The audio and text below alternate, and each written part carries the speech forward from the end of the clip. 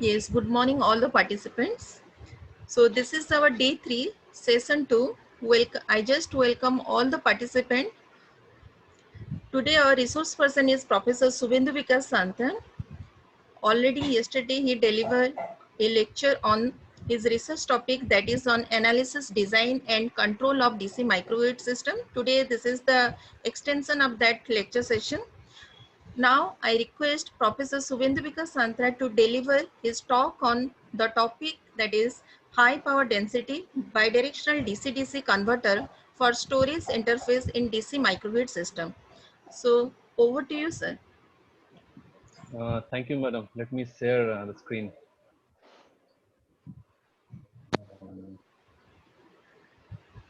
Okay. The screen is visible to you? Yes, sir.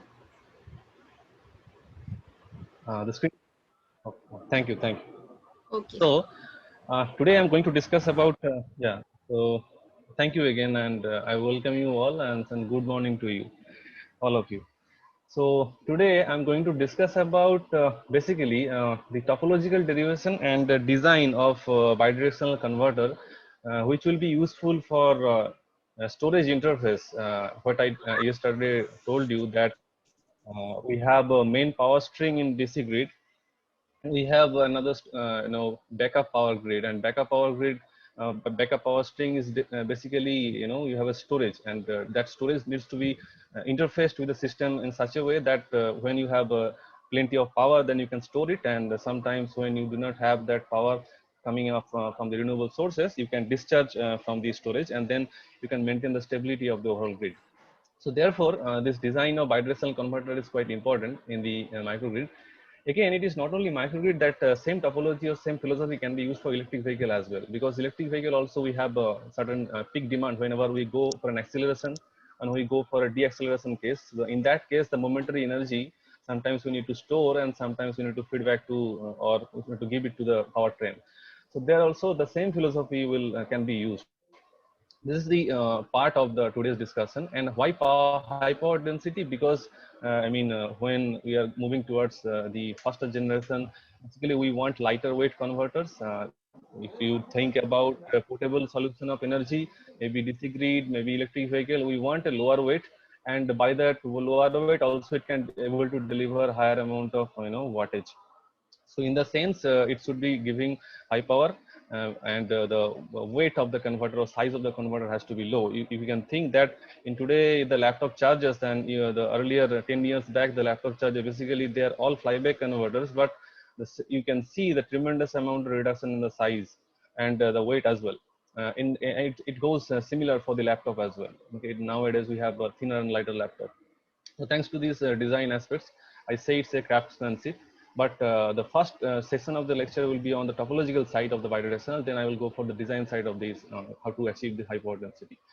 Okay, so this outline of today's discussion. First, I will talk about the some introduction and application and how I evolved. Actually, there are a lot of failure I have to go through, and that failure also I will discuss, and then what are the learning point, and based on the learning point how we can build the better topology, that also I will discuss. What are the requirements, different topological pattern, then topological derivation is an important aspect. What is the philosophy of thinking process, so that you can design a proper required design in that particular application, that is important.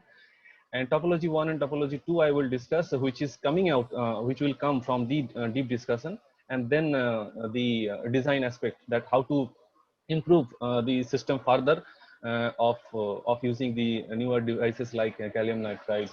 Basically I am working for low voltage or low power application up to 1 kilowatt to 1.5 kilowatt. So in that case we have standard devices of GAN of 650 voltage, so that we can use. That's why I'll more concentrate on GN in the application of, or how can I modify the design of the converter, so I can make it lighter weight and high power, basically 1.5 kilowatt up to 1.5 kilowatt. Okay, now next, okay, this is the introduction and the application. I already told you the application part, circuit design in the previous lecture. Okay, maybe some network issues and all that, but I have tried my best to fit in what are the possible things you need to look into. Okay, so that part I have discussed. So today I'll be discussing on this. Okay, this section. Just let me take the marker. Okay, so this section I will take. Generally, you know that when we have to interface, I already told you yesterday that you have to integrate to the AC load. Basically, the DC link voltage has to be up to from 380 to 400 volt. Okay, that is the requirement. And the storage devices, if you think of lead acid battery or under capacitor, so they are of low voltage type. Either it's 12 volt or it is 48 volt. These two, you can argue that okay, we can connect lot of battery sources in. If you do that series connection, you can increase the voltage level, but the problem is that the charge balancing problem may have. If some cell is not working properly, then also there is a problem. So inter system, first of all, charge balancing problem, and if some element in that string do not work properly, then also there is a problem of inter string failure. So therefore, the problem of the storage devices, that we cannot increase the voltage level of the storage itself. Generally, we say that it's around the 12 volt to 48 volt for the application of DC microgrid up to 5 kilowatt. Okay, so this 5 kilowatt design I was targeting also. That's why this is the voltage level.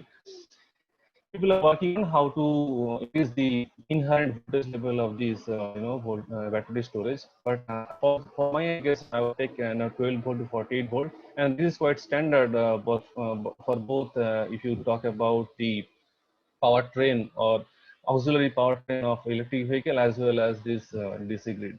Therefore, the requirement now here comes around that we have a 12 volt, maybe about 48. If it is 48 volt, then you are grateful.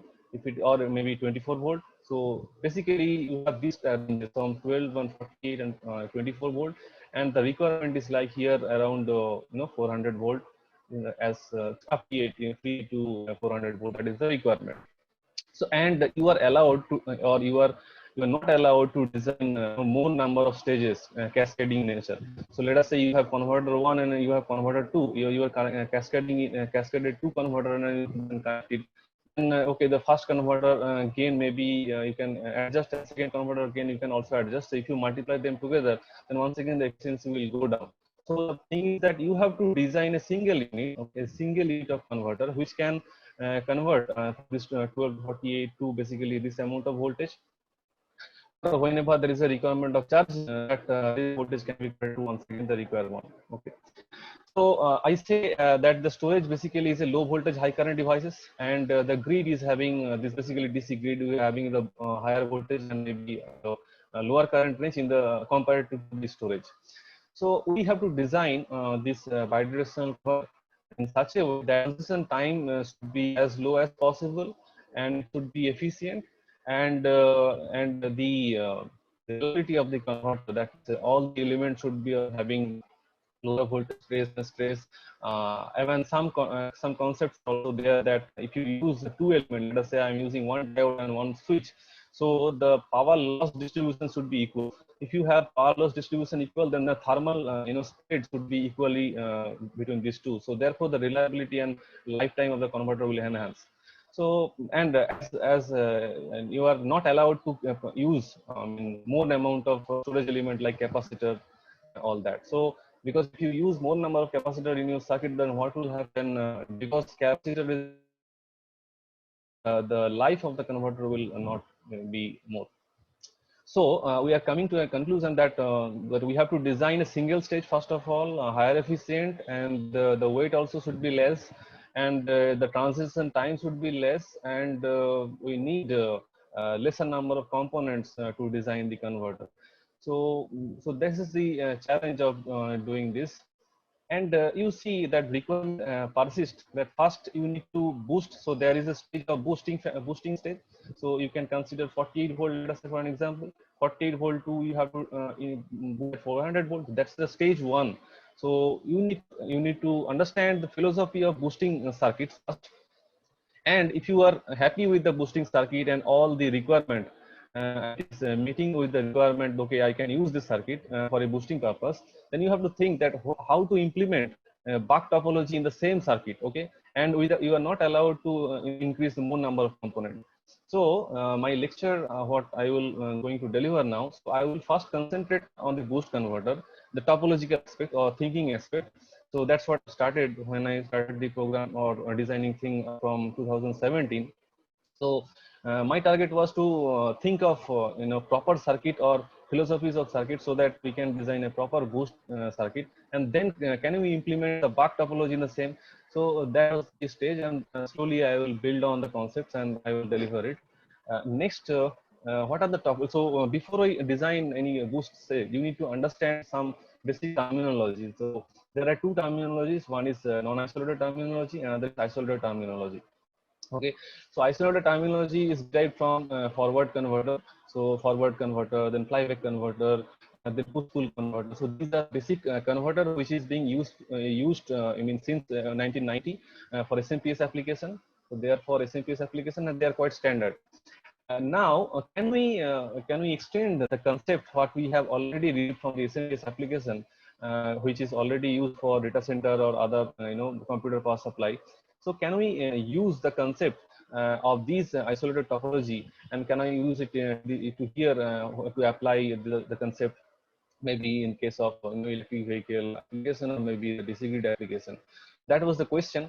So I have tried and then I have seen some of the outcomes. So I will discuss all of this. So basically, if you think of the isolated converter topology, so it has a high frequency transformer in between, and we have one network in the left side, another network in the right hand side, and in between we have high frequency transformer to isolate between two circuits. Okay, and the topology may be different, but philosophy wise, basically we need to have using one isolated frequency transformer of a ferrite core, and generally the frequency range is up greater than 50 kilohertz.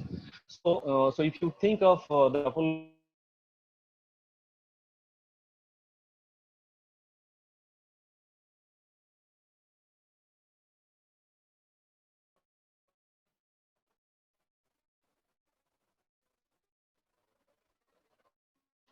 uh, 1 second share, maybe you cannot see it share.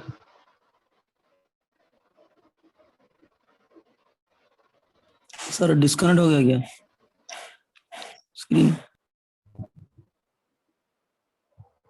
Okay, can you confirm that is it visible to you? Hello. No, yes, sir. It is visible. now visible. Yes, yes. Okay.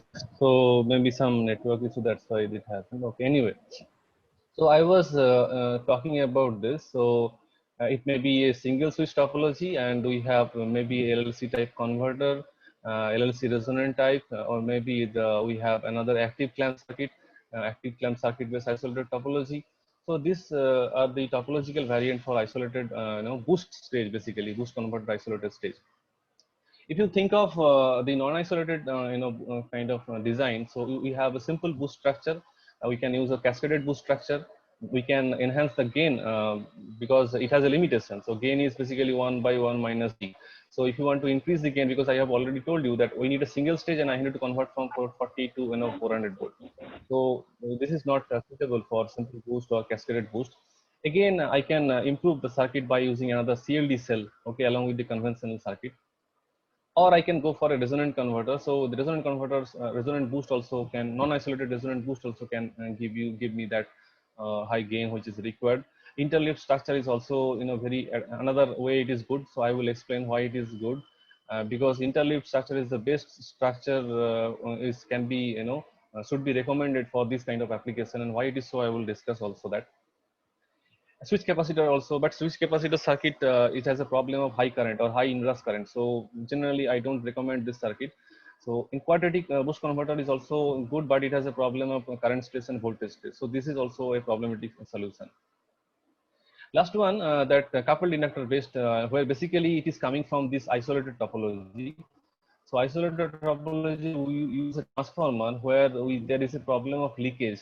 But if you go for the same philosophy where that ground, the transformer, the ground is being basically connected between primary and secondary, and you can use the same principle where leakage can be a part of the circuit. So it is basically derived from the isolated topology. So coupled inductor circuit is along with the active clamp circuit is in the promising solution for designing the boost stage.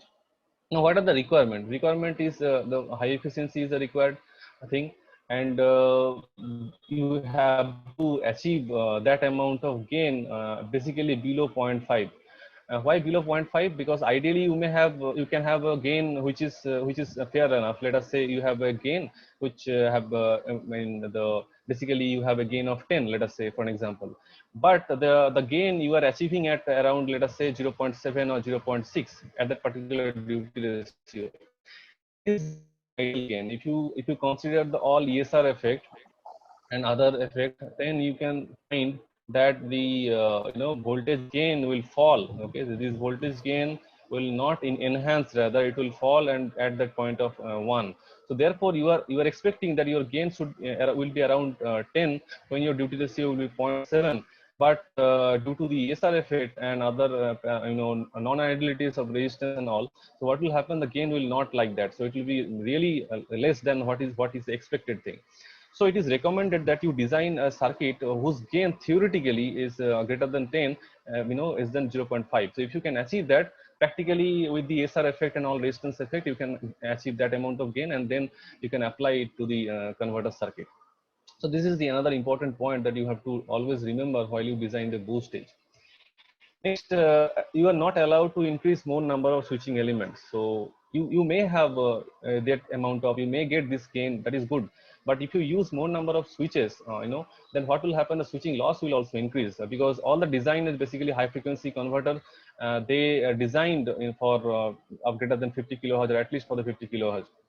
And the reason is quite simple, that B is equals to 0.44 phi into F into T, and phi is basically Bm into area. So if you increase the frequency for a fixed magnetic field density, the area will be reduced. So your converter size will be reduced for the higher frequency application. So generally the you always remember that has to be greater than 50 kilohertz for the range, so that you do not sacrifice with the space as well. So lightweight and high efficiency operation is possible.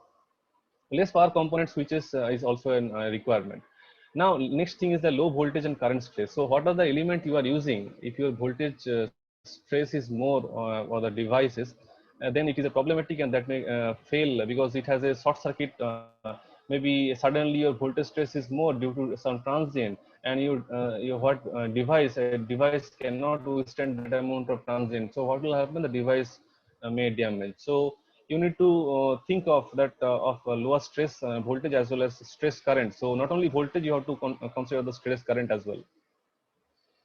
Continuous input current and low ripple current, it is very much important requirement. So when you are designing, you need to think that the topology what you are designing, it is able to give that gain, everything is okay. But whether it is whether the source current is a ripple free, means you are able to design the converter, that's okay, but the ripple current is like that, input ripple current is like that. So that means basically you want that battery to perform, or battery should give this kind of current profile. But unfortunately battery current, if you expect if you take this kind amount of current or this profile of current from the battery, so battery life will go down. Okay, so it is not recommended to design this type of circuit. It is always good that you have minimum amount of ripple. Ideally it is 0, but practically there must be definitely one small ripple will be there. So it is recommended that the ripple whatever it is coming from the input side from the battery, because boost stage, the input side is the lower voltage and the higher voltage is the output side. So the current is higher current is coming from the lower voltage side, so this current ripple should be as small as possible. So this thing you need to consider, or you need to think of. This is another important criteria. Low switching loss, that is also important. That's why people are thinking of, okay, why not to use ZVS, ZCS circuit or soft switching circuit. Again, if you use soft switching circuit, there are a lot of disadvantages. You lose control of constant frequency.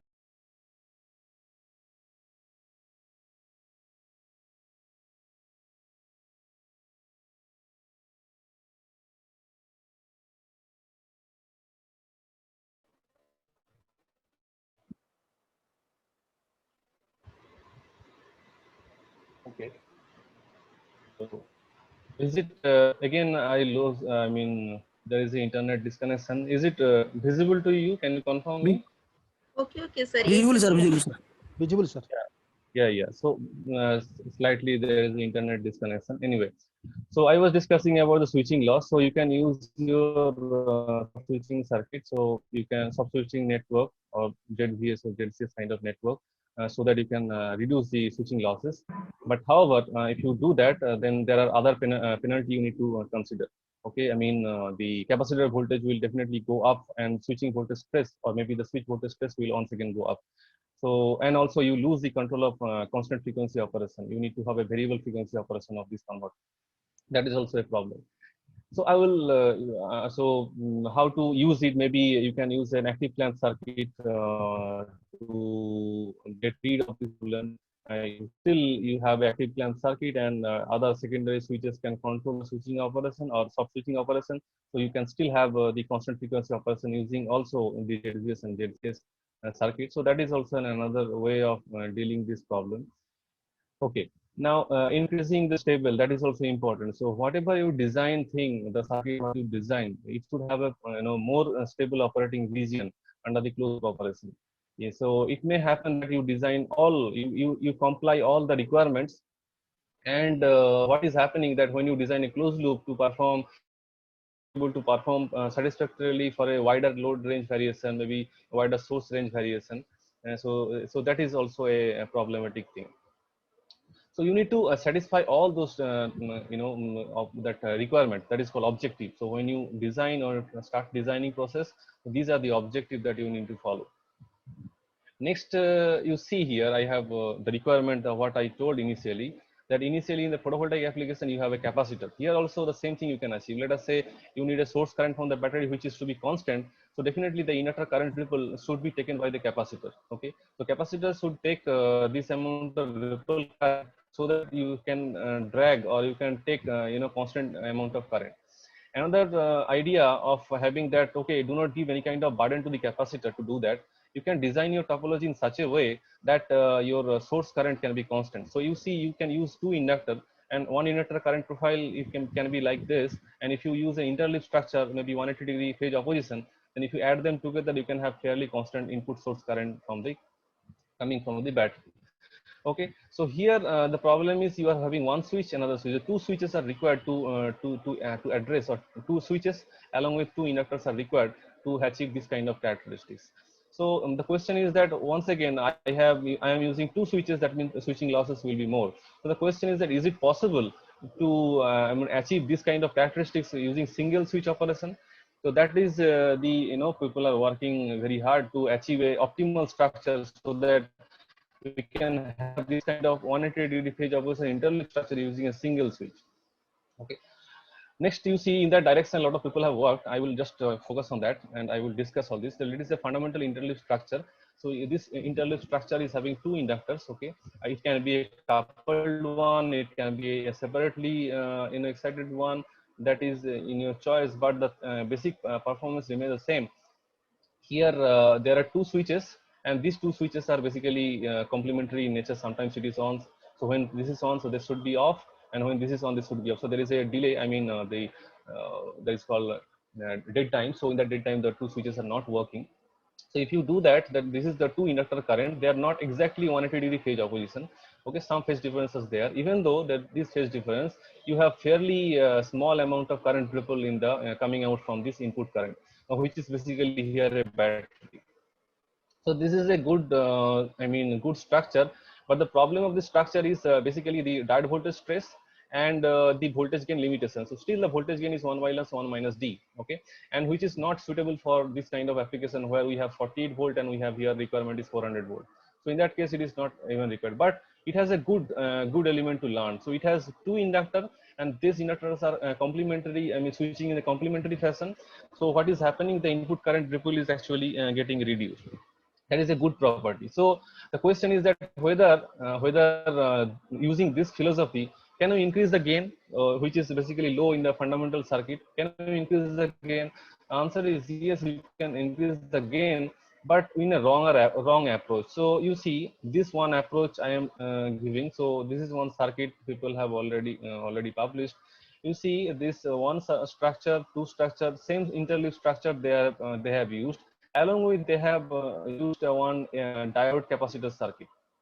Okay, so So this diode capacitor circuit, when you use, always you remember, let us say this is your n, number of network is n, okay, and what you are having, that you are using this C and D diode structure, and to achieve the higher amount of gain, which is lagging from the fundamental circuit. When you do that, you are basically increasing the current stress, because let us say you need to pump, because this charge, there is a capacitor charge, here is also capacitor charge. So these charges are basically added with the output capacitor charge. So that means to achieve higher voltage gain, this charge is basically half CV square energy. So from where this half CV square energy is coming? It is coming from basically fundamentally this inductor can supply this amount of energy. How can it supply? It is basically, it is taking half Li square energy. So from this energy it should able to supply it. So therefore the size of the inductor will be more, and the switches current, if you see the switch current here, and if you see the switch current here, so initially if I have to draw, let us say this is your conventional circuit switch current, and if you follow this circuit, which is having a higher gain, but the switching current element will be drastically higher, okay. So around 50% increment in the switch current you can see if you apply this kind of network. So the thing is that you can increase the gain, you can have a lower input current ripple, but with the you have to sacrifice with the size of the inductor, as well as you have to sacrifice with the current rating of the switches. So that means you need a higher heat sink, and there is a reliability problem of this kind of converter. So you are basically using this trait. This is a good trait that you can achieve a lower amount of current ripple. That's fine. You are doing, but you are using this C and D network to increase the gain, which is coming in the sacrifice of higher current stress as well as higher stress of the inductor. So that is a problem. Another way people have another way, you see the next one here. So this is also another topology they have, or some of them have proposed. So this is, you see, to solve the problem of the previous circuit. So what they did, to reduce the dependency of the capacitor, they have used one inductor, okay, another inductor, okay. So that they can distribute storing energy of half Li square can be stored here as well. So and then these two energy can be fed back to this capacitor to add here and output voltage. So basically what you are doing here, you are using these two switches to having the interleave structure, and you are distributing the inductor to store more amount of energy, so that you can feed it to this capacitor to add the output voltage. Okay, so again the problem is that first problem is here, that you are using more number of inductor. That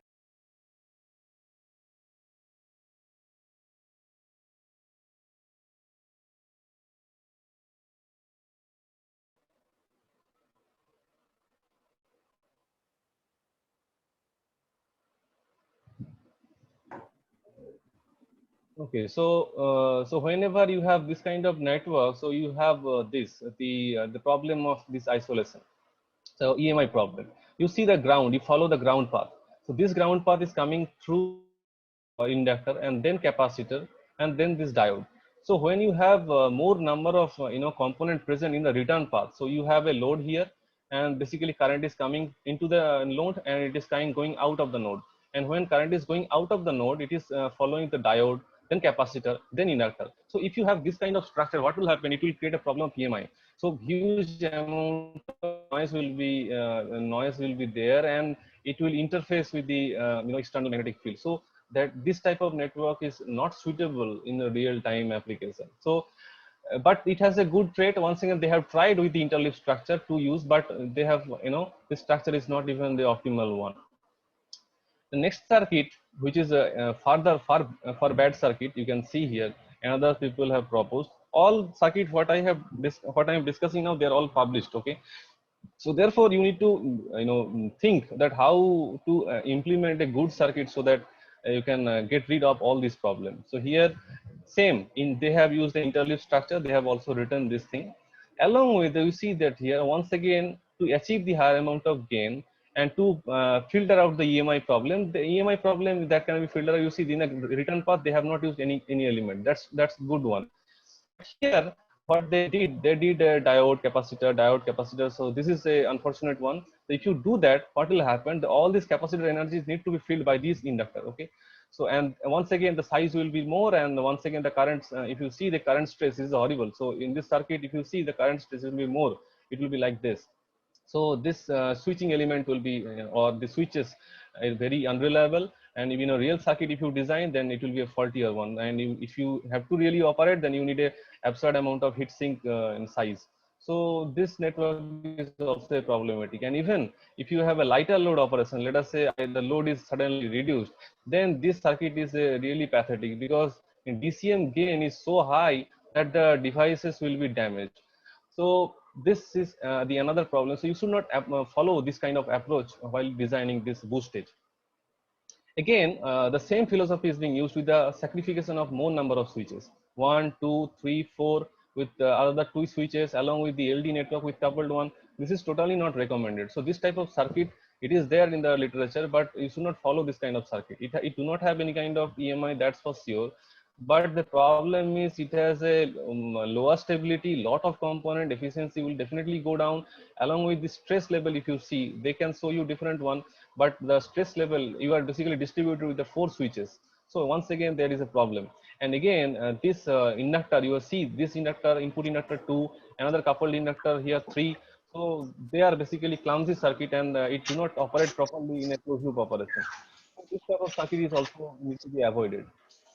This circuit is sometimes you can see it's a good one, but also it comes with the sacrification of higher amount of current. So you have two inductor connected in an interleaved manner. Okay, that's true. But along with that, we have one network which is coming from the coupled network, so which is interlinked with this. Another it is interlinked with this. So once again, you are increasing the stress on basically the energy requirement for half L square, energy requirement for this input inductor. Not only that, you see here the LD, LD, and once again you're using series structure. So if you do that, you can achieve the higher amount of gain with the sacrification of higher amount of stress and higher amount of current, higher amount of voltage and current stress. And even the lighter load operation will be a dangerous one. So if this circuit can operate successfully in the continuous conduction mode, but if you reduce the load in a just suddenly or abruptly, and which is also true if you think of the real-time application, sometimes let us say that there is no need of power. Okay, then what will happen? The grid is here 300 or around 380 volt. Okay, but you cannot say that it is okay 380 volt, so there is no load, and that converter should not work. Converter should work, and whenever there is a lighter load and no load is required, then what is happening, the voltage stress will be and current stress will be dangerous. So this circuit is also a problematic one. So when I started designing, when I seen all these problems, so I was really stuck that how to deal all this problem in a simple circuit, so that we can have a lower number of elements, gain, and then we have a fair amount of power distribution, equal power distribution, lesser current stress and voltage stress. So this I have tried many failures. So I just next circuit is a failure one. I have tried the circuit which can give a good gain, that's for sure, which is also having a good dynamic response in a closed loop interval, but it is having a problem of voltage stress. And you can see here I am using an inductor here, another inductor, but I failed to achieve the structure of lower input current ripple. Okay, the thing is that it has a good gain, maybe the voltage stress I have divided with this capacitor, another capacitor, 3 capacitors, and you see how many diodes I am using. So these number of diodes are basically not allowed in any of the boostage design, but I am using it. It's a failed, but you see people learn through failure. So I have started with the single switch operation, whether I can achieve the operation what I told using the single switch. So that I have tried, but the thing is that the input current ripple, I am not here getting a good result of input current ripple. Definitely input current ripple is higher here, though I have used 2 inductor, but due to this capacitor storing, because this inductor energy is directly transferred to the capacitor, and there is an intermediate capacitor to increase the voltage gain, but this thing I am not able to achieve. Okay, and you can see the on-time operation here, this energy and this energy are added, and then this diode are basically getting from this this is the path of charging path, and this capacitor is charging this capacitor, and when they are actually discharging, so both are discharging to the load. Okay, so that's true, but however, saying that, you see this inductor and this inductor is current actually coming in series, so therefore the inductor current ripple I am not able to reduce, or sorry, the input current ripple I am not able to reduce, because so that was the target, but I fail it. But what I achieve is that the good voltage gain, and fairly good amount of gain in the DCM profile as well. And this is our DCM profile, when sometimes it is on, then sometimes it goes to 0, and then there is an interval of 0 interval, three interval are there. Okay, and then you can achieve this kind of gain using volt second balance. So basically apply volt second balance of the inductor, you can get this kind of voltage gain. Now next, I have also done the closed loop analysis of the circuit. D0 by D and I0 by D, these are the from the loop analysis I have done. And then if you do the plot, Bode plot, it is also having a lesser gain. It is generally required is more, basically gain is more, gain margin is required, but I am getting here around 13 dB, which is not good, but anything which is greater than 10 dB is can be useful, okay, can be used. But practical recommendation, if you have 30 dB gain in a closer loop interval, that is actually good. So this also I have got a good dynamic response, but the problem is I am not able. So these are the specification like voltage, input voltage, or gain sensors, what is KP, KD value, everything it is done. So closed loop operation and the DCM profile, DCM operation is good here. Dynamic response is good. Not fairly good, but you see here this is certainly deviating to, it has a write up, because all of you know that if it is a boost stage, there is a write up 0, and that write up 0 in a closer loop interval will be a write up pole. So that is why write up, because of the write up 0 non-minimum phase behavior, so it goes down, and then up because of the dynamics, then it will go up, but then maybe there is oscillation. I have so that oscillation can be reduced with the proper selection of PI value. So here and dynamic response is kind of good. But the problem is the input current ripple. I cannot use the circuit as a from the battery. Okay, I have tried, but I failed because the battery cannot deliver that amount of high amount of ripple current. Okay, so next, so this is the circuit here. So disadvantage is that I have used a 5 diode circuit, which is extra loss, individual reverse recovery. Switching loss is more, and efficiency is very less. Here I have measured 86 to 80 efficiency, or the very lower watt, around 75 watt. Current ripple is a source current ripple is basically present here, so that is not a good one. But what I achieve by this circuit, that I can achieve a good gain at even with the effect of PSR and all non-LEDs. If you calculate the gain below 0.5 voltage gain, the voltage trace also I got lesser voltage trace. Input current is continuous. Okay, it is not discontinuous in CCM, it is continuous, but ripple is present. That is a problem. And the inductor current ripple is actually, because you are using two inductors, so size is more, therefore ripple is inductor current ripple is kind of continuous, but the ripple is there. Okay, that is a good one. But dynamic response is also good. So some good features I achieved, but disadvantage is, if you ask me, the disadvantage is actually more. So one my MTech student did this thing in 2017 batch, but the thing is not fully successful. I have tried, but anyway, so with this knowledge, or with this thing that I have next, I have tried with the isolated topology. So the SMPS topology, what we use generally, forward converter. So I have implemented a boost one, so that we can achieve a 2 degree of control. Not only duty ratio, I can use a trans ratio because I am using isolated converter. So I can adjust duty ratio as well as I can adjust the number of turn to achieve the higher number gain. And if you use a soft switching network, you can achieve the improve the efficiency. So that point I have tried to design a boost stage. So you can see here in the diagram that it is basically a forward converter. So in that forward converter, I have introduced 1 into n is the number of turn here. If you increase the number of 10, definitely the output voltage gain will increase. Don't think about this circuit. This circuit is about the energy recovery circuit, which is there basically to recover the leakage energy here. Okay, and leakage energy is happening because of the leakage inductance. Okay, so this leakage inductance energy can be bypassed through this active, this energy recovery circuit. But the circuit operation is quite complex, because I am using a single switch, and this L, D and C network is basically creating a resonance, so that I can achieve ZCS, ZCS on and ZVS off, which is just opposite. If you see proper circuit, I want ZVS on and ZCS off fundamentally. But this circuit what I have designed, I got ZCS on and ZVS off, which is not a good one, because in during turn on I need a ZVS on, and during turn off I want ZCS off.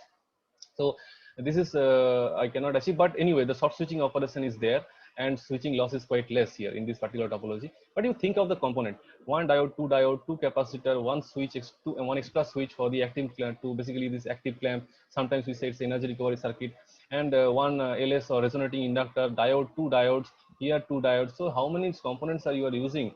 I am using to generate or to achieve the gain in the for the design purpose. So it is a, but efficiency wise it is good because it is soft switching. So all these diodes even, see these diodes even it is a soft switch diode. You can see here it is a diodes are also current ZCS off. Here also the diode is a ZCS off. So diode are also, you know, reverse recovery problem is not happen because the diode whatever you are using is basically soft switch diode. Okay, during the due to the operation of the converter. So the learning point is that even you are using this kind of you know, active clamp circuit to have, you know, fairly constant frequency operation in the isolated topology, you have a better gain. Definitely the gain profile is very good. And input current ripple you consider, if you think of input current ripple, it is actually better compared to the earlier circuit what I have designed. So, but the problem is that still there are a lot of component, and if you think of closed loop operation, the circuit is very complex. Okay, so that is also a failed trial I have tried. So you can see the gain is quite good in the 0.5 region or 0.5 or below 0.5. It is, I am getting around 10 gain with the number of turn. You can see one. Okay, number of turn you can increase more to achieve more number of gain, but number of turn if you increase, then what will happen? The core loss will increase. So that is also restricted. You cannot increase number of turn more to achieve more gain. That is also a problem. So that is a good one, but a disadvantage, and this is a preliminary circuit I have designed. It is not a fair, proper one. So, you know, stepwise I have improved the circuit and design a proper PCB and to eliminate all the noises and all other things. But it's elementary. So I have started basically it's a evaluation. I have started from the failure and then I build up the concept and then I design a proper circuit. So I am going to explain my experience here. So the circuit complexity is more and the dynamic operation is very bad because of the closed loop operation. It has a certain frequency range of operation, or maybe the certain load, and load variation is not much. This circuit cannot good load variation cannot handle. So that is a problem here. Source current ripple is not it is you cannot it is good if you compare to the previous circuit, but it is still it is not recommended to use for the battery storage interface application. But what are the things I achieve here? So 2 degree of freedom, I can have a good gain of 0.5 and I can adjust again with the number of turn, but I cannot make it more because once again if you increase the number of turn, we have core loss more and the leakage also will increase, so we cannot do that. Therefore also low voltage stress main switches, continuous input current, so that is good. And efficiency point of view, if you think of efficiency point of view, that is also good. I am getting good better efficiency compared to the earlier circuit. This is also done by one another my MTech student. Okay, but it's a, I say it's a failed trial what I have given. Next here, so what I have learned from there, that you need to think the proper circuit. So the boost circuit what you want to design, you need to incorporate the box topology in the same circuit. So once again the complexity is actually increased. So the thing is that you want to use isolated one or you need to use a non-isolated one. So the non-isolated one I have chosen. Isolated one is generally, if you want to use it, is generally greater than 2 kilowatt. Okay, if you have an application more than 2 kilowatt, definitely you should go for isolated topology. So this all isolated topology I will not talk. I will rather talk on this non-isolated topology, which is less than 1.5 kilowatt. You can fairly design a good circuit. So this coupled inductor based circuit, which is actually derived from the isolated topology one, I will discuss. And then there are topology like interleaved structure, switch capacitor structure, SEPIC derived structure, then switch capacitor along with the coupled inductor, SEPIC is the tapped inductor structure. So these are the structure which is there basically to design your high gain which is required from the box stage, as well as when you design a box stage, that circuit is quite useful. Generally the objectives are like you need to have a higher efficiency greater than 91% because you are thinking of a single unit, higher voltage gain during boosting, and while you are using Bach operation you should have a parallel path. So what is the meaning of that? This point is very much important. Let us say that you are able to design a boost structure which is very good. We can design a 48 to let us say 400 for a successful operation, and the input current is really high, okay, and output current is low because you are going for high voltage side, low voltage side, high voltage side. So if you have one path during the this operation, So what is happening? So high amount of current is flowing through single one path. So if you think that I am using one inductor and that inductor has to carry that huge amount of current, so that means the size of the inductor will be more. Now, definitely, what I do generally, I prefer a number of parallel paths. So when you have, always you remember, when you have more amount of current on the input side, you better distribute the current. Let us say the input current is around 10 to 12 ampere. So you distribute the current around 6 ampere each. So that if you do that, then his distribution as well as your current stress distribution will be better. So parallel path is an important aspect both for the boost stage as well as during the buck stage. Because buck stage, this two path current will be added together and then it will charge the battery. Okay, so single path is not recommended while you either for the boost operation and the buck operation. You already understood that if you have two paths, so you have flexibility of minimizing the current ripple. That is one point. Another point, when you have more number of paths, so you have flexibility of reducing the inductor size, so that your converter size will not be more. So definitely, when you design, you have to think of parallel path, enhanced parallel path during buck operation as well as boost operation in the low voltage side. While in the high voltage side, you should have a single path. So that is an important objective. You have to, when you design, you have to think of. You need to mind that. Next is the switching loss should be a less number of electronic components should be used. Low voltage and current stress should be there. Continuous input current, continuous low input current ripple and continuous input current is required. Low switching and conduction loss should be there, and lastly is high power density is required so that you can reduce the weight as well. Next, I am just just say some of the philosophies, and then I will go straight forward to the problem how I have solved it. You see, this is the most fundamental circuit which is being presented in 1990. Okay, around 1990 or maybe back 95, it has proposed. It is called synchronous buck boost topology. We say it's a fundamental bidirectional converter. So you see here, this one is a buck converter, sorry, boost converter. When you just turn this switch on first, then the energy is being stored, and after that, this diode will automatically get forward bias, and it will just store the high voltage side. It will energy will be supplied to the high voltage side. Okay, now when you turn on this switch fast, then what will happen then, and this is not, then what will happen, this voltage will be coming here directly, and then you just turn it off, and then this polarity of that inductor will change, and then this diode, anti-parallel diode of that switch S1 is on, and then that is called a buck operation. So in a synchronous buck boost converter can be useful as a bidirectional converter, but the problem is the gain means that you can see that when it is a boost stage, the gain is 1 by 1 minus d, and when it is a buck stage, it is simple d into v into. Okay, so like that. So basically this gain, otherwise you can see it can inherently, it has a soft switching operation, because when this diode is on, after that you can turn on the switch, so therefore you can achieve ZVS on. Okay, and here also in the buck stage, automatically, because the polarity is changed, so automatically that anti-parallel diode will be working. So when the anti-parallel diode will be working, the voltage is basically 0, then you can give a proper firing angle, then the switch will be on. So here also you can achieve ZVS on. So short switching operation is also you can achieve here without using any kind of extra network, but the problem is here the gain. Okay, so this is the most fundamental non-isolated bidirectional topology. Okay, and another topology is bidirectional dual active bridge, which is also quite popular, and I already told you, if your power requirement is basically greater than 2 kilowatt, you should use this kind of topology, because it has other advantage but control complexity is more here, but it can handle more amount of power. So when your requirement is greater than 2 kilowatt or 5 kilowatts, so you can design a dual active DAB, sometimes it's a DAB bridge. Here we have a primary bridge. Okay, we have a secondary bridge. The short switching operation can be done here because it has a leakage inductance. You can use a capacitor, or you can use a series capacitor.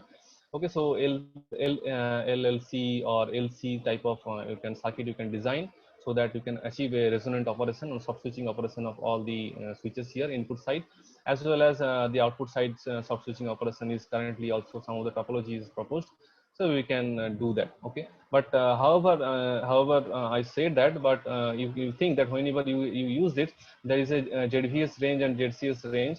So within that load range and within the load variation and the duty ratio variation, you can operate the circuit diagram. So the limitation is there, But on high power application, if your load variation is not much, then you can definitely go for this circuit. So definitely this circuit is a recommended circuit for electric vehicle application in a main powertrain, not auxiliary powertrain. The main powertrain it is being recommended.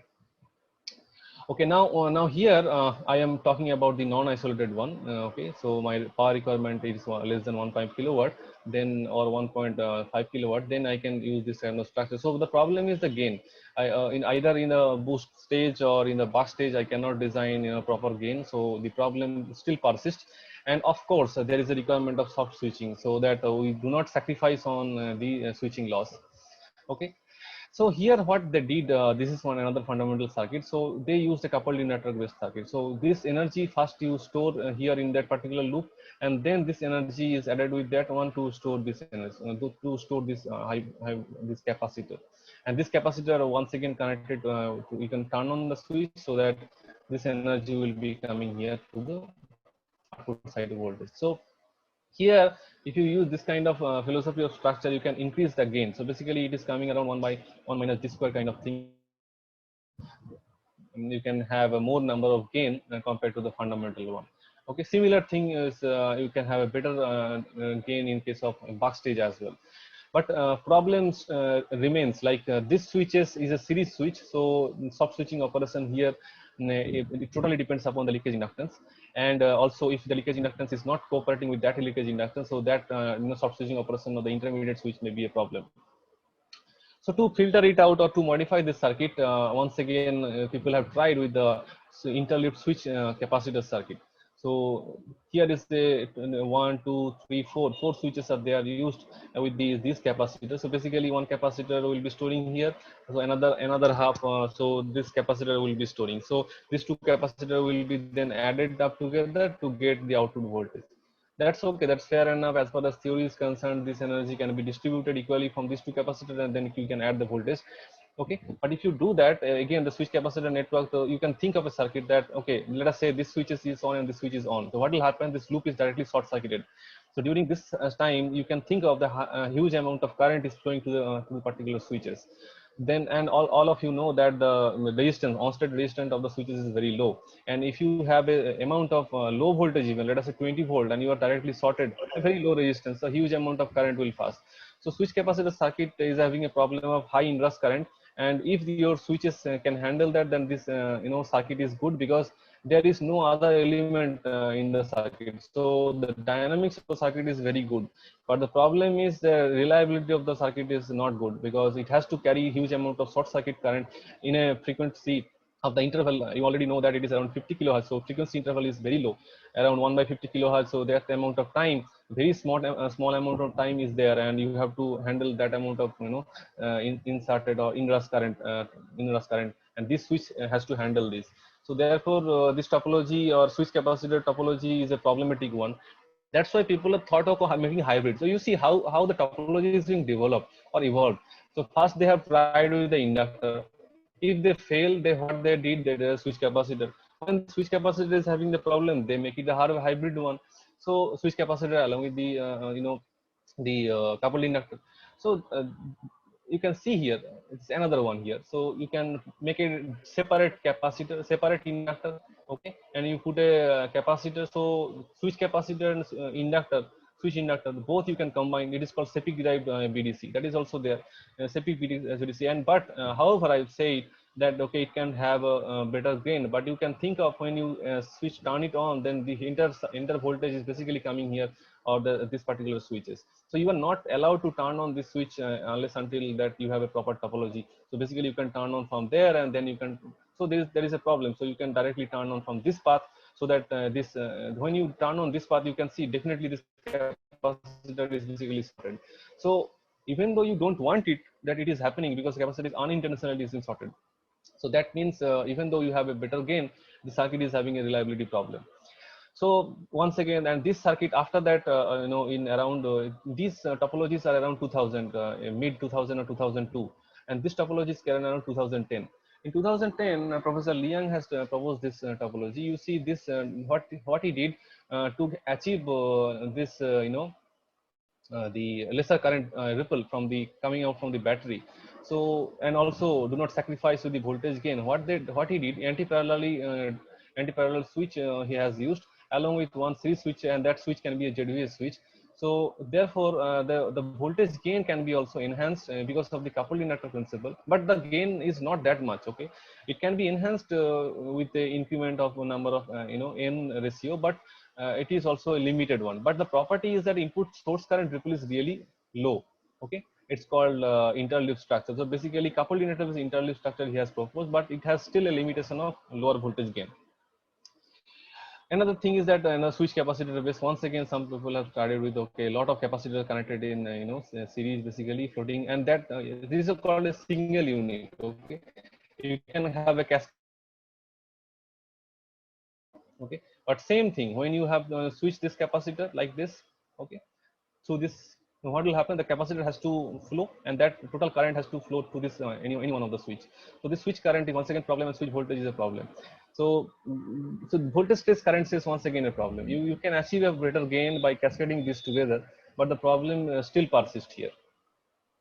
Next improvement what they did in case of isolated one, so they have used this leakage. Okay, so the leakage to be a part of the circuit, and bidirectional switches can be used as sub switching through this leakage one. Sometimes we can do it without using any capacitor. Sometimes we can put another capacitor in a series capacitor, LLC type, or you can see simple C and L circuit. So basically resonant primary tank. So that is called isolated current weight circuit. So if you use an inductor, input inductor, basically you are converting the voltage and current, the input voltage, basically you are converting to the current source. Okay. But the problem is this. But the problem is this kind of network you cannot use the battery, because battery itself there is a capacitor internally, and you are using an inductor directly. So you are making a circuit as a constant current source. However, the battery cannot give a constant current source throughout the operation. So this current fed circuit actually is not useful for the battery interface system, though it has a better efficiency and better power handling capability. But the main point is that the constant current source, when you are analyzing the current fed type of converter, you have to always remember the current source should be constant. But the battery, if you think that when it is in the discharging mode, so that current is not actually constant, the current profile actually varies. So therefore the operation will be at problem. So current fed converter are generally not recommended for the battery interface circuit. Next, another trial people have tried with let us say you have 4 switches, bidirectional switches. Can we reduce it? Can you reduce? The answer is yes. You can reduce it by using a capacitor, and this is a bulky capacitor. Okay. However, this is also this can give a ZVS operation of these 2 switches along with this, but there is a problem of resonance between this C and L. So that properly you have to select the switching frequency such that there is a you can eliminate that resonance. And here there is a requirement of bidirectional switches to flow the power from low voltage side to high voltage side. But the beautiful thing is that here the leakage one is a part of the circuit. Okay, therefore the energy is not wasted, energy is used in the circuit. So this philosophy is good one. We can use it in a on non-isolated converter design. Therefore people have the same professor here, current fed converter has been proposed, Professor Akshay A.K. Rathore. He has proposed the current fed converter. After that he modified one here. What he did here, he put a capacitor and then the same current fed converter, and internally he removed the transformer which is being used earlier case, and then it's a good topology. Okay, and then the gain is also good, and you can achieve all the soft switching operation. And if you select the capacitor value properly, then the ZVS operation can be achieved successfully with a wider load range variation, and that thing is also suitable for when you design for the buck stage. So this is a good topology. But it has a problem of resonance. But you have to think, you have to design your critical resonating frequency and operating frequency in such a way that the resonance problem should not happen. That is the only selection. That is the design problem. But otherwise, as far as philosophy is concerned, it is good. But current ripple is still more. Even if you use a inductor here, last filter inductor if you are using, so the inductor current ripple you see, because you are using a capacitor to handle this ripple. But the problem is still there is a input current ripple present. Okay, so it is not fully eliminate the input current ripple problem, but anyway the circuit performance is better. Now the problem is that we do not want any kind of resonance problem. We kind of do not want any kind of the isolation transformer and the increment of the number of turns ratio. We do not want it. So what we'll do here, what people have tried with, they have tried with the coupled generator philosophy. So what, so that this leakage can be a part. So this is coming from the fundamental the isolated topology, but here the fundamental advantage of having this coupled generator is it is having a leakage one definitely, and this energy can be directly transferred to the other network, and that network can store the energy in form of a capacitor, and here also that energy can be, the input energy can be stored in the capacitor. So if you add them together, you can have a higher amount of gain in the boost. Similar case of the Bach-on operation, you have more number of parallel paths, and then you can have flexibility to charge the battery as well. But input current ripple I cannot guarantee because there are no number of parallel path is being there. So here only one number of path is being there to handle this high amount of current. So inductor current also coupled inductor size will be here more. But advantage is here that this leakage is a part of the circuit, because either operation, maybe the boost operation. When you think of boost operation, you can think the polarity that diode can this energy can directly you can feed it to the capacitor. Okay, and when it is a Bach operation, this is polarity will just change. That will be minus and this will be plus. So this energy will be directly help to achieve a JDVS operation of particular switch S1. So this is a switch capacitor or coupled inductor based combination circuit.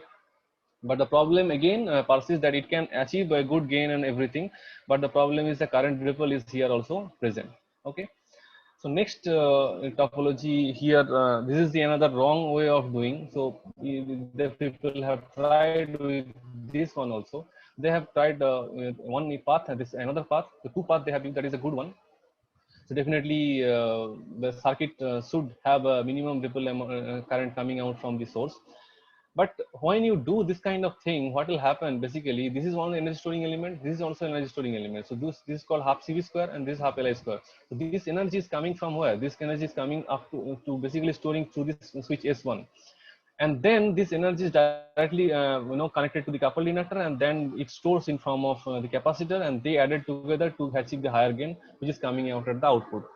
If you see the problem of it is a good. So ultimately the circuit is good because it can have a better gain which less than 0.5. It has a good Bach ratio, that is also good, but it is having a problem of high voltage stress. Specifically current stress is more here, because you need to allow this path of current, you need to allow this path of current. So half CV square energy and half Li square energy, that has to be flow through this kind of path, and the on-state resistance of these switches are very low. Therefore a current of this current stress, or the more if you see the peak amount of current is basically more in this kind of circuit. Okay, so this is also done by one group, Virginia Tech professors has proposed this kind of thing. Another group, the IIT Bombay group has done this one to come up with the solution. That okay, we do not want more number of switches, 1, 2, 3, 4, 5 switches. We do not like. Maybe we can reduce the number of switches and we can improve the gain. Okay, so however the fail, but what they achieve, so they use in a 4 switch, and they fundamentally you can see they have more number of path here. That is a good thing. And so basically the input current ripple you can expect very low here in this case. But voltage gain is not good. Voltage gain is still, you can say it is n plus 1 by 1 minus d. So this is the gain which is inferior compared to the previous circuit. But however, it has a, if you see the component count wise, it is a lesser component count compared to the previous circuit. And it has also the same features is there. So this leakage is a part of the circuit. So this leakage can be this leakage energy can be directly stored into this capacitor, and this will help to achieve the ZVS operation of this S2. And this leakage energy also helps to ZVS operation of this switch S1 during the Bach operation. And fundamentally, I just want to mention while I am saying that it is a ZVS, you see, let us say I have a switch, okay, and I have an anti-parallel diode, okay, and let us say your topology says that okay, there is a current, there is an inductor. So inductor polarity is like this, and there is a closed circuit path. So what will happen? That class will make that polarity will make the diode forward bias, okay, to continue the flow of current. So when the diode is conducting in a switch and you have not applied any kind of switching pulse, So what will be the voltage? The voltage will be 0. Okay, and when you confirm that the voltage is 0, then you give a pulse. So what will happen, that you can achieve basically the switch voltage is now 0. Okay, and then you are giving a switching pulse. Then what will happen? The voltage, so 0 voltage switching can happen here. That is called synchronous rectification, ZVS.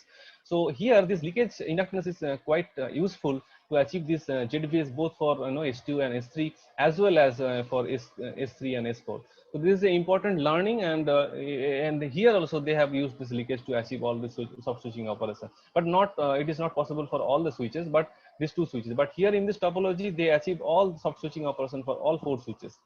This is also a good one. Okay, now next. So the problem I will just take, you see here how many component energy elements are here. First of all, there is this capacitor. Okay, this is another inductor they are using. So basically this path and this path, and definitely we need to use, otherwise we cannot increase the voltage gain. Again, you can see in this circuit we have this kind of network you are using to increase the voltage gain. To assist it further, you are using one capacitor. So if you think all this circuit has a common problem. Common problem of what? Common problem of having high amount of current during turn off point. So basically all of the, there is a main switch and there are auxiliary switch. If you consider this is your main switch, so main switch, when switch is actually off, if you measure the current at off current, then this current is very much high in both the circuits. So this is the proposal, or this is the circuit. Fundamentally, we have analyzed. It is analyzed first by Professor Tanmay Roy Choudhury in our department. So he analyzed that that the current stress is really high for a single switch operation, or particularly for this main switch. Okay, and there is a huge amount of peak current present during the off time of the particular switching interval. So that is a problematic, because you see, if you are operating in a 50 kilohertz and continuously you are having this kind of current stress to the devices, definitely after some point of time that circuit will not work. Maybe it will work for one day, maybe so if you operate for 2-3 days continuously, it will not work because of the local hotspot, and therefore the heat management will be more crucial.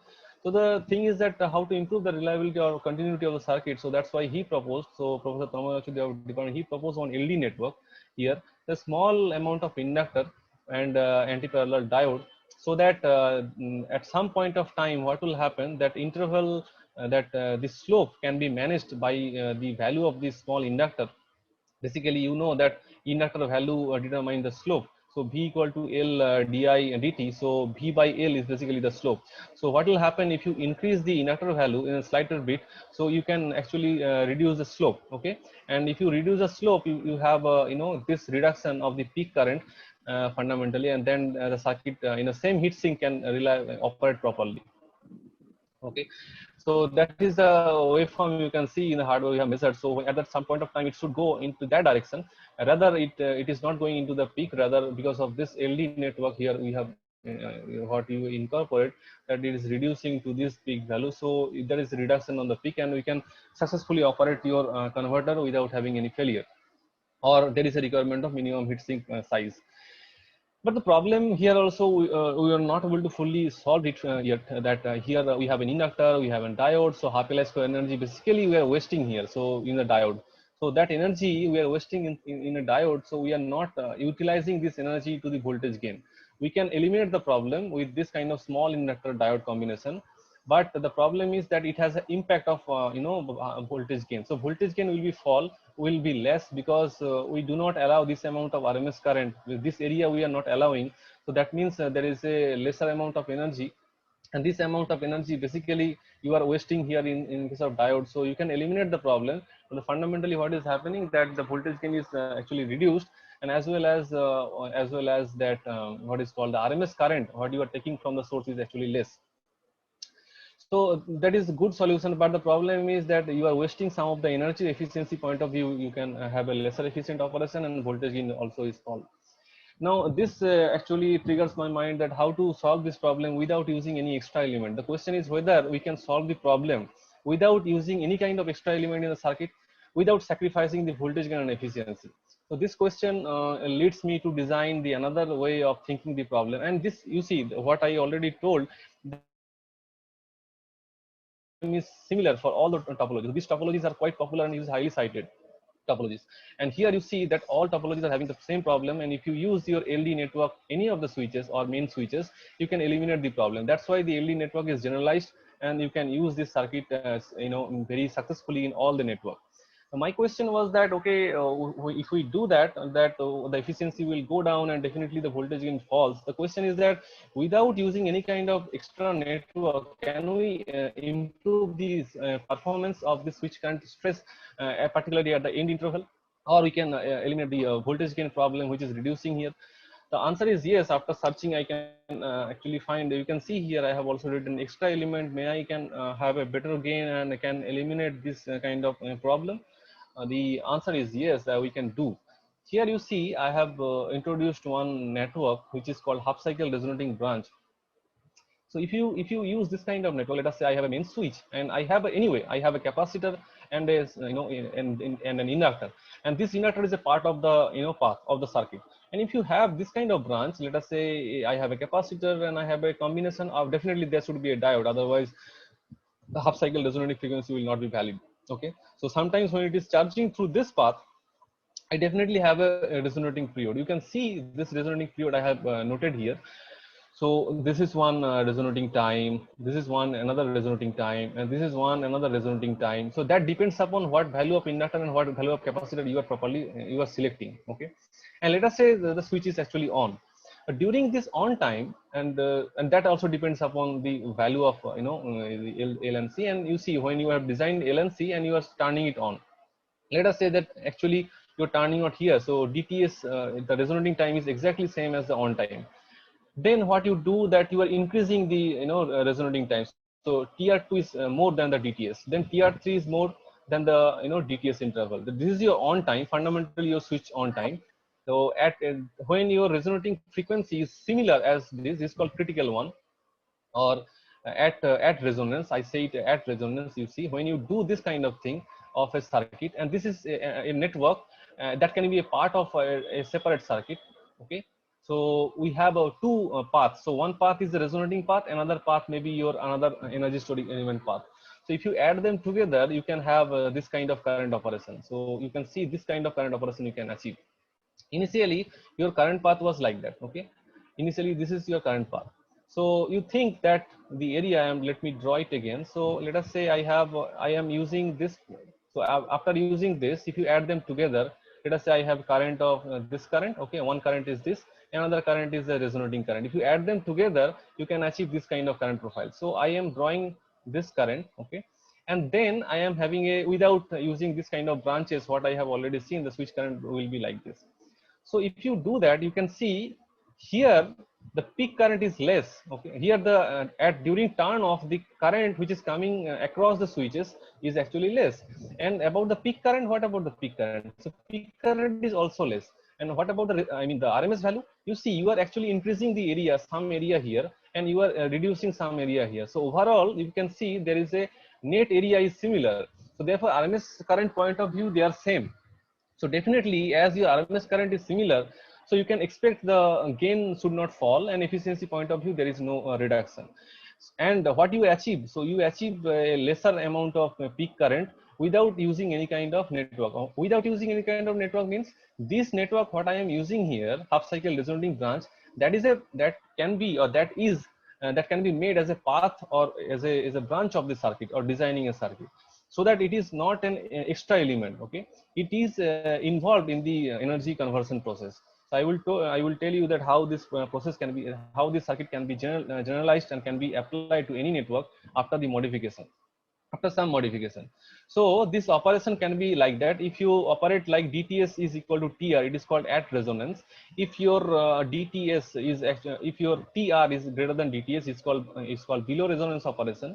If your DTS is actually greater than TR, it is called above resonance. So below resonance and this above resonance, these are actually preferred operation of this kind of solution. Because you see, if you operate like this, so what is happening, you are actually missing the main point. So your main current is actually here, and then once again it is increasing. So you are basically losing the property what you want. You want that your characteristics should be like this, and so that you can have a lesser amount of peak current, and as well as when the switch is actually off, the current is actually less. Now the generalization of the proposed what I already proposed. So generalization can be done here. So let us take quite popular topology. YC Lee has been proposed of yes, Seoul National University. So you see, you can modify this topology using this branch. How? I have already taken. You just cut this inductor, this capacitor. You just just reflect this voltage here. You use a couple this coupled inductor. You just use a primary side and leakage one, and you transfer this capacitor here, and you can transfer this kind of this diode here. Okay. So, and you see, I am not using anything. I am just modifying this power circuit, which has been proposed by the Seoul National University group. And by just modifying this, I achieve this circuit. Okay, I can get this circuit. So it is basically a modification version of this, where I used this kind of half cycle resonating branch. Again, and I say it's a quasi resonant operation or quasi resonant branch. Okay, after rearranging the circuit diagram. Now next is, again, I can apply it to the other. This is called. This is also on Zhejiang University of China. One professor has been proposed like this. So here you also see, you just modify. This capacitor you just modify. You just cut it, and then the diode you just replace here, and this capacitor you just replace here.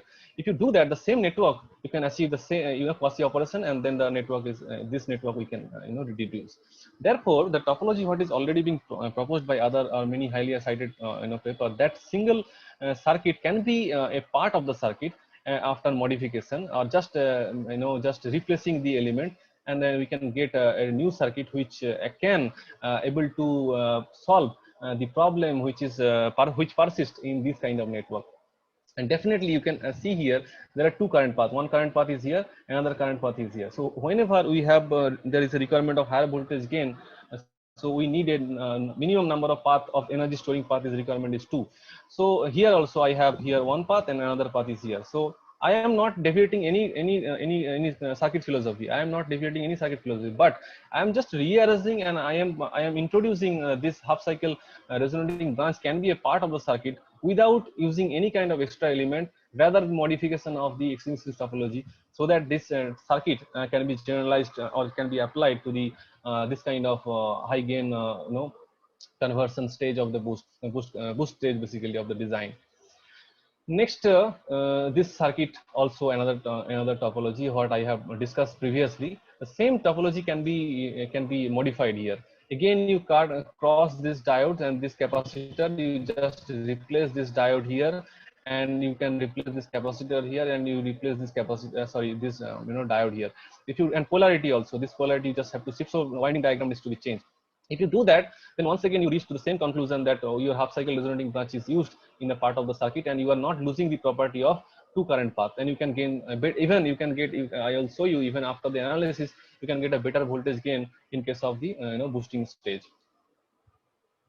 So here is the proposal. So basically here is your half cycle resonating branch, which is a path, which is a part of the main power circuit.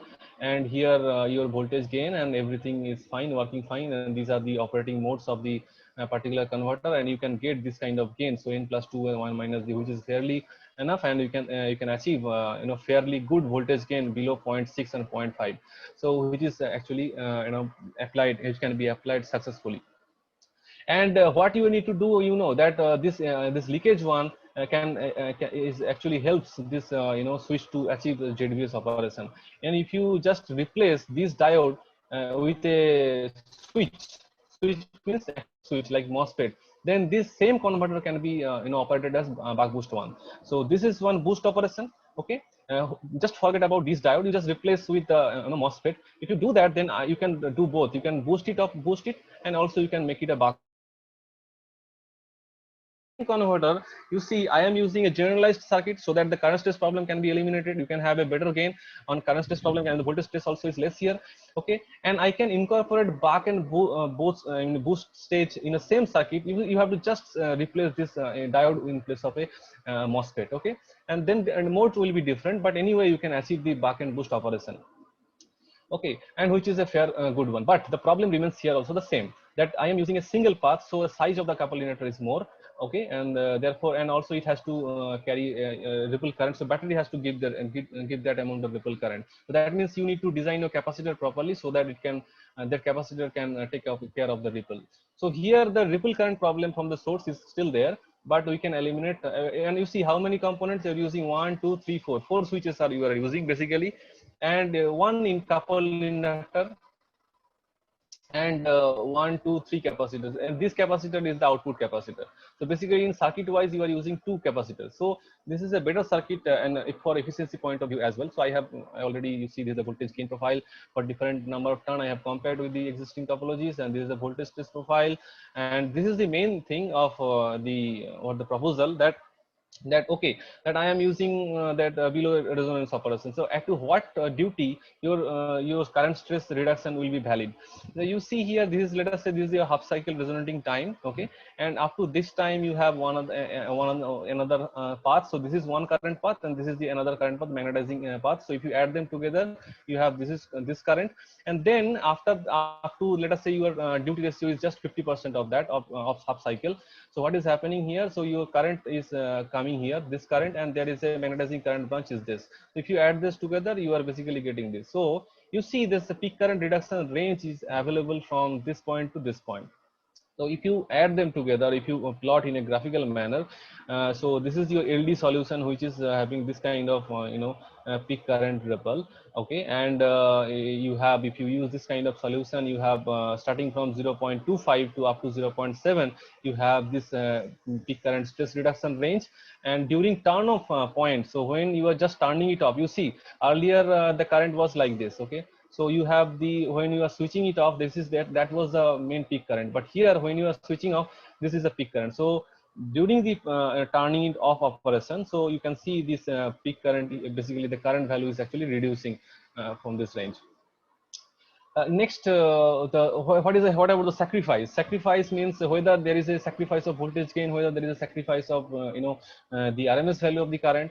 The answer is no, there is no sacrifice. Here you see in the previous solution you have this profile, and here the current solution you have this profile. So the extra area what you are adding here, okay, basically this area is you are reducing here. So if you add, basically if you take the overall area, that means you are taking one area here, okay, another graph, you have this graph. So basically you calculate the area, basically they are same. Even if you calculate it properly, so this area is slightly slower, smaller compared to the previous one. So if you calculate the RMS value here, so the RMS value also is quite comparable, but the second, the proposed one, the RMS value is quite slightly lesser, okay. And we have B by M. So B is the peak current here, and B by M, definitely M value is greater than 1. So for that you have a lesser amount of peak current for this kind of solution. And you see with the parasitic effect of ESR, your voltage gain actually reduces, okay. It is not ideal, okay. I'm telling you that ideal may be here, but with the case of ESR, if you take lot of, you see this lot of parameters are coming here due to this ESR effect. So when this ESR effect, your voltage gain actually falls. So therefore I already told you, you must have some kind of better voltage gain in case of up to 0.5 duty ratio. Otherwise, your critically what is happening, your voltage gain falls when you go for a higher kind of duty ratio. And if you see thermally, if you measure the temperature as well, so both the philosophy is having the same temperature. So the current proposal what I am giving here, so we do not have a sacrifice of RMS value. So the temperature here also is a similar way. So, so temperature is similar means the RMS current what you are drawing from the input side, there is no sacrifice. So voltage gain is similar, but what you are achieving here, you are achieving the peak current is less. So you can have a lesser amount of or the size of the switch what you are selecting. Maybe you can select a lesser rating switch to control the same told. So this is the advantage we have to, I am using here to design the bidirectional converter. And next you see here the efficiency point of view. It is fairly theoretically, you see that is a theoretical analysis. It is well above the 93%. But if you see the practical value, I have up to measured up to 100 watt because of the limitation of the resources available here. So it is fairly greater than 90% efficiency. It goes around 90, from 80 watt to 100 watt, it is goes around 93% efficiency. So this efficiency was the boosted. and it is a good one if you compare with the other topologies which is being proposed. And with other added advantage, I already told you the stress level as well, the current stress level, and the generalized circuit which can solve the other problem as well with a lesser number of components. Now the question is that can we make a better bidirectional circuit which this circuit is actually not capable of, because you see I am using one coupled inductor here input side. Okay, so there is definitely one path and there is a capacitor. This capacitor has to take lot of ripple stress. So can I, and also the inductor has to take lot of high amount of current, RMS current. So I already told you it is better to separate the number of parallel path in the circuit. So in this case, can we have a better bidirectional converter which can have a better dynamics and as well as better current sharing capability, and which can be used for battery interface application? The answer is yes. So that I have started again. I have to go back to the Professor Liang's proposal, where you have where he used this kind of structure. He used this interleaf structure to achieve the gain, but the problem is the gain is a limited one. Okay, you cannot increase the gain, so therefore there is a limitation of the application.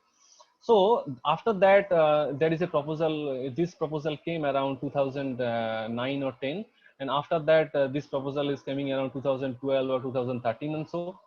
And currently, within this last decade, there are around 15 research groups throughout the world has worked on this particular topology. That okay, how to, you see here internally what I told you. See, this is the topology which is basically of half cycle resonating branch. Okay, you can see it.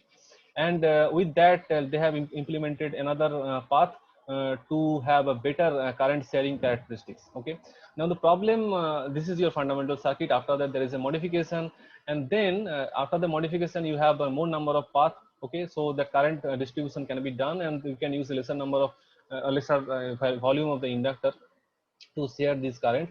But the problem is this topology, this S5. So during back operation it is working. During boost operation it is not working. Working means during boost operation this path is actually working.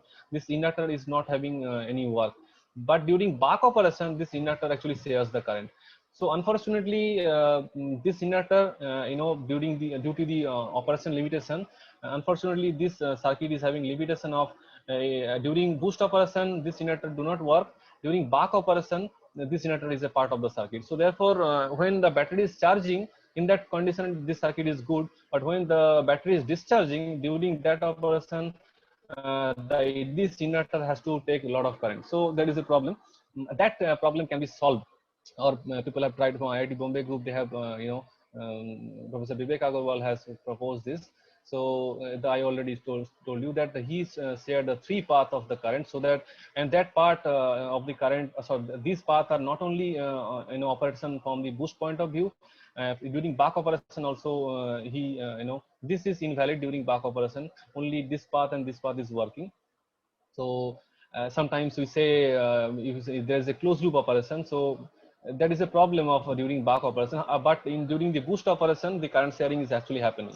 But during the back operation, it is not fully current sharing characteristics they have achieved. But however, the beauty is that they have using only 4 switches, and they can achieve all the soft switching operation of all these 4 switches in either of the operation, in the back operation as well as in the boost operation.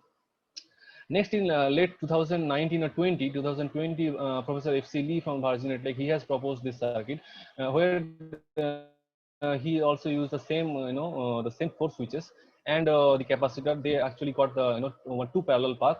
However, I'm saying this parallel path are used for the boost stage, whereas in the back stage, once again the same problem persists as it is for the IIT Bombay group.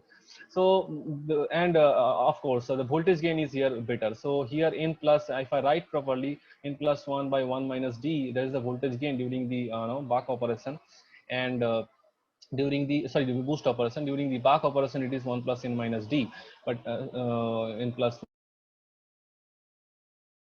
Okay.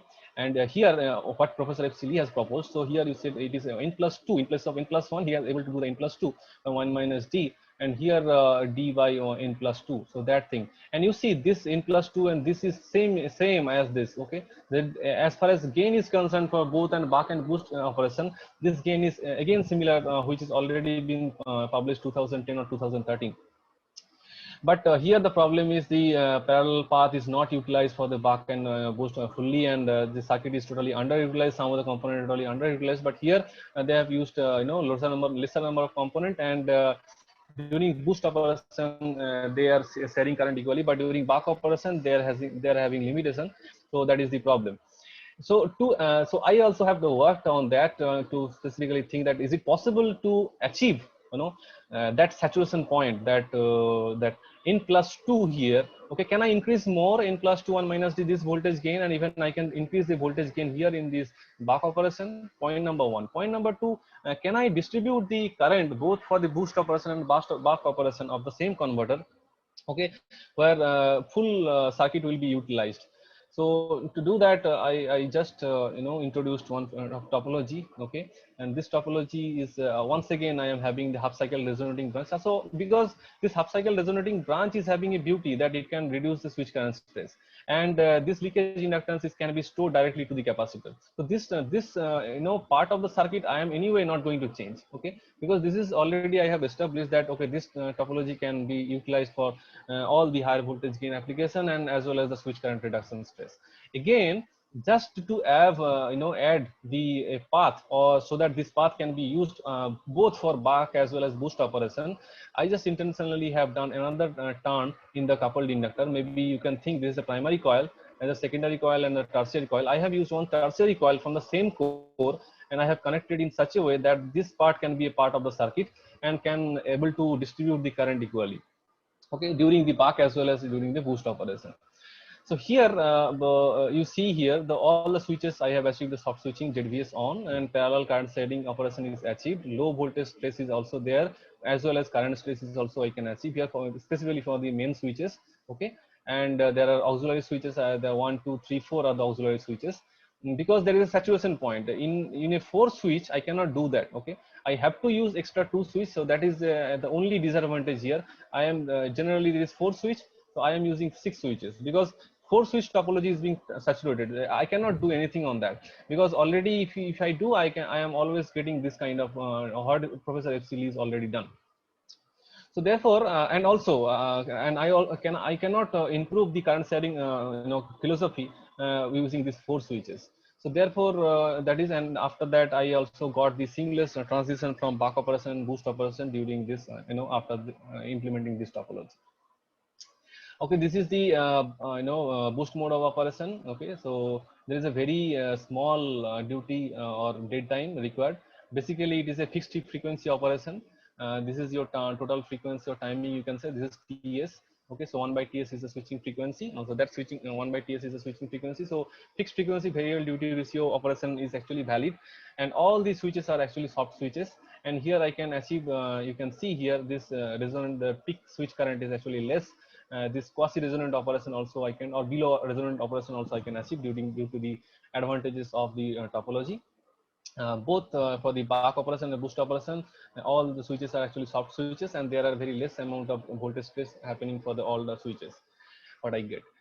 This is the boost mode operation. You can see here when the switch is on, and this red line shows that all leakage energy actually helps to turn on these switches, because whenever energy is recycling from this diode, so what is happening? The voltage is basically 0 for all those switches, and then you give a switching pulse. Then what will happen? The ZVS on can be achieved. So this philosophy, or it is sometimes called synchronous, rectification philosophy. So this philosophy you use, and then this boost mode of operation can be achieved, and the voltage gain what I am getting here is very high.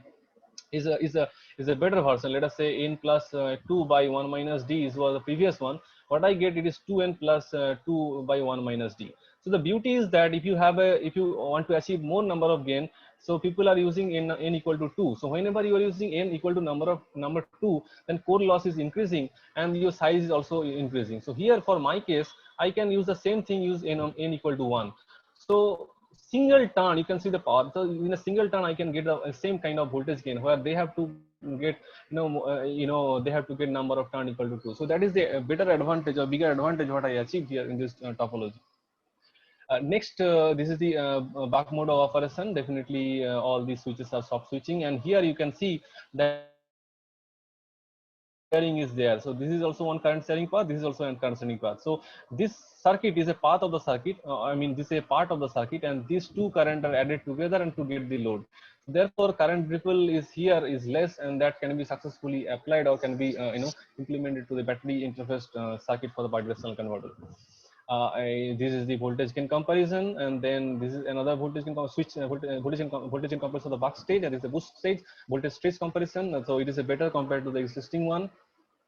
Again, I have to already told that this topology can be used for a better transition, means faster operation. But the question is, if you think properly, if you go to the circuit diagram, there are a lot of energy storing element, at least 2-3 capacitor. Let's say this capacitor, okay, and this is 2 capacitor, 3 capacitor, okay. So, and this is 4 capacitor, okay. That means 4 capacitor means 4 variable, 3 inductor. So there are a number of variables are increasing. So here there is a model reduced order approximate model you can use, so that I can get rid of all this variable, because these capacitor voltage, if you see properly, these voltages are not varying much, okay. So they are mostly steady. So that's why you can eliminate this state space representation and the capacitor voltages. Specifically, you can concentrate on the inductor current ripple and the high voltage side, the capacitor, the main capacitor voltage before you are connected load. So this capacitor along with the main inductor current, so these two variable you can take, whereas other capacitor value you can fairly constant. So you can just, it is called a reduced model order kind of representation of small signal analysis. So if you do that, you can get this during this buck mode of operation. This is your V0 by D voltage gain, and then your this voltage when this is a boost mode, that you can get this kind of V0 by D high voltage side by duty ratio, and then when you have a buck operation, then you have this kind of V0 by D where other parameters are here mentioned. This is called voltage mode control. You can easily implement here, either for the buck operation as well as the boost operation.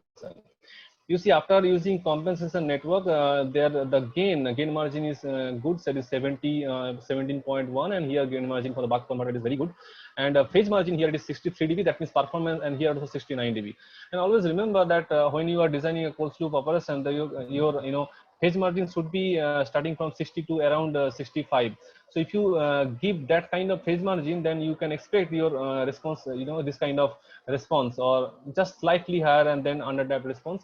Whenever you are just shifting kind of load, or kind of there is a requirement of voltage variation, that good performance you can achieve if you maintain this kind of phase margin for your design. So this is the power circuit design, and that circuit is being implemented or controlled using the NI-CDO. We have 9225, 9227 voltage sensor, current sensor, and digital PWM 9401. So that you can control, and then the circuit is being designed, and then it is being tested. Here some of the results I have shown here for the boost mode of operation.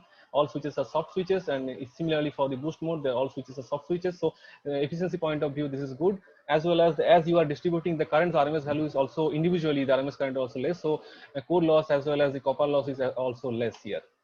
So here the efficiency comparison. So you can see the majority of the loss here in the winding, okay. Because why it is so? Because I am using one turn here, okay. After that there is a transformer basically, and there is a secondary coil, and there is a tertiary coil, and this tertiary coil and secondary coil is a part of the circuit. So what is happening here, though there is a current path and everything, the main problem here is that the winding loss is more, okay. The core loss is more. So this part is more, and as rest at all the other switches, especially because of the soft switching, the efficiency will very high, fairly enough, greater than around 94% you can see here, and here also around 94% for both buck and boost operation, and majority of the losses is here. Either you can see the winding loss for the boost stage, and here also in the boost is the winding loss. So what I discussed that I achieved finally that below 0.5 I can topology of bidirectional. I can improve the efficiency of, or I can reduce the voltage stress by using lossless active snubber, and that active snubber is a part of the circuit due to quasi-resonant operation. And and then thing is that the topological development can be even power distribution can be done, so that heat distribution will be uniform, okay.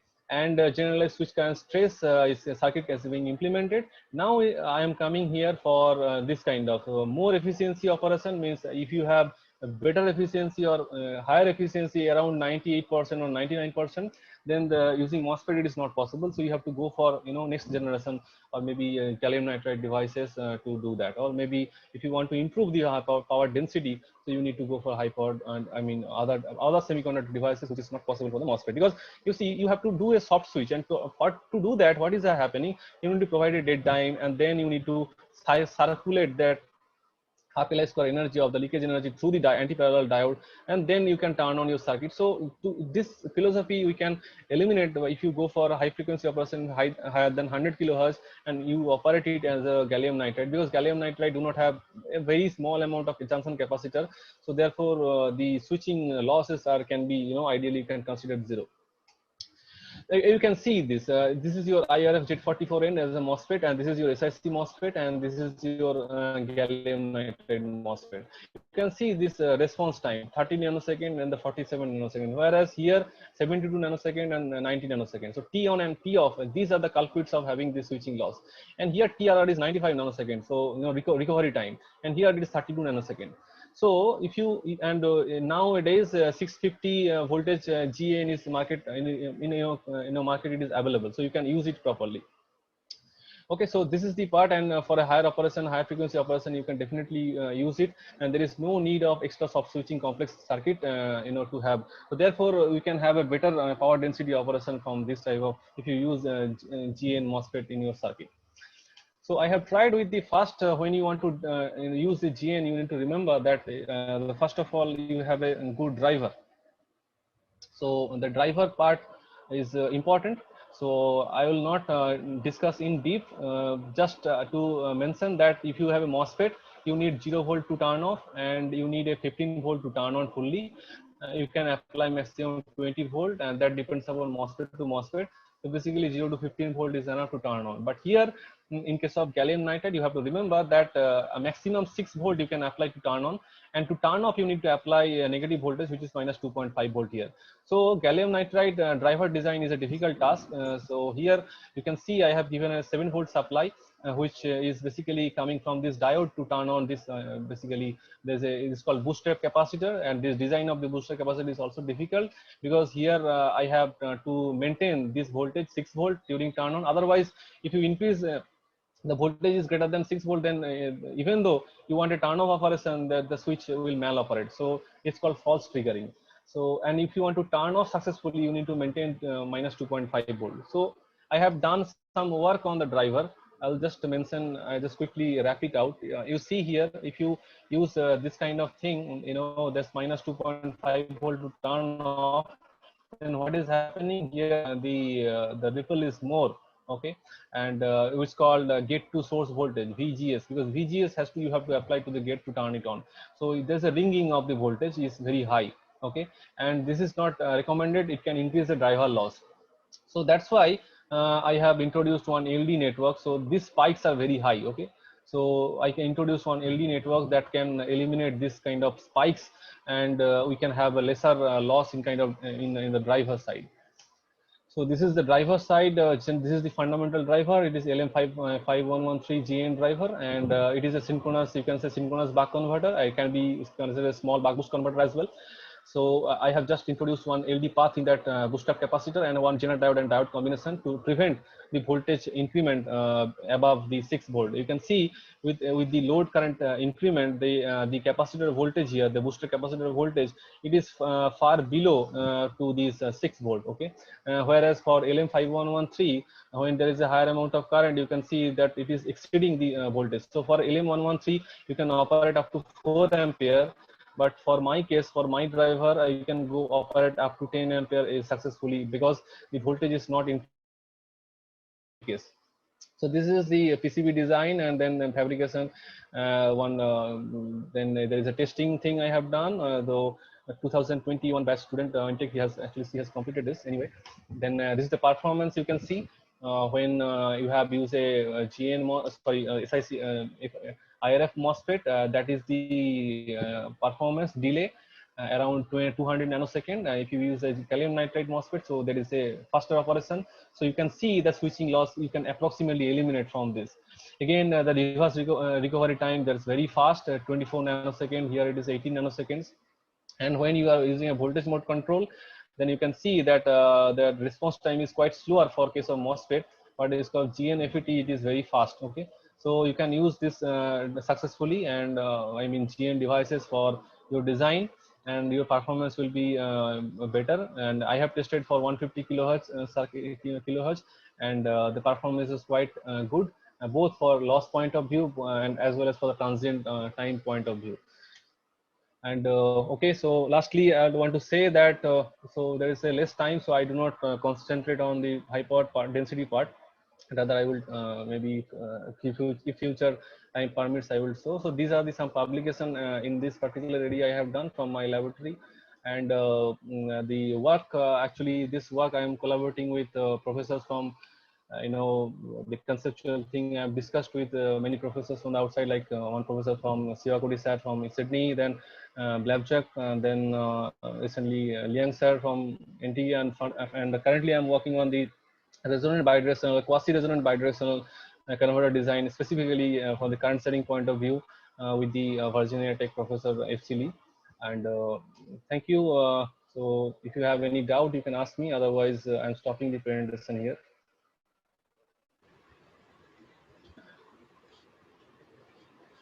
So it's a long presentation anyway.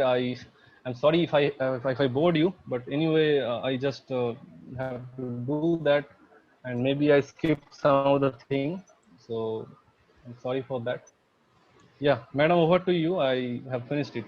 If you have Okay, anything, you can ask. thank you, sir. Any question from the participant? Anybody? Okay. So in this moment, I should wind up this one. Okay. Thank you, Professor Subhendu Santal sir. I just expressed my congratulations for this excellent delivery in this FDP. I personally point out some of the most memorable parts of your research work. It will be helpful for our research work also. Thank you, sir. Thank you for your presentation. And please share your PPT to number of participants. They ask for your PPT, sir. So thank you once again. Okay. Thank you, madam. Bye bye to all of you. Bye bye. Please, we'll meet again. Okay. Bye bye. Thank you. So I request all the participants, so Okay, join sir. the next session 3 p.m.